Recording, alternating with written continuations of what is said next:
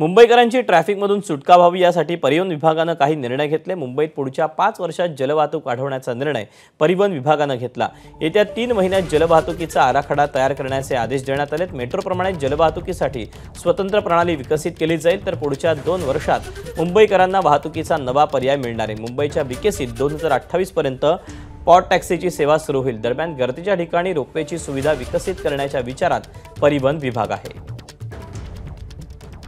महिला आणि पुरुष प्रवाशांमध्ये अंतर असावं यासाठी मध्ये डिवाइड करण्यासाठी ती सुविधा ज्या टू व्हीलरकडे असेल त्यांनाच ती परवानगी देण्याचं मी निश्चित धोरण त्यांना सांगितलं आहे स्पष्टपणे।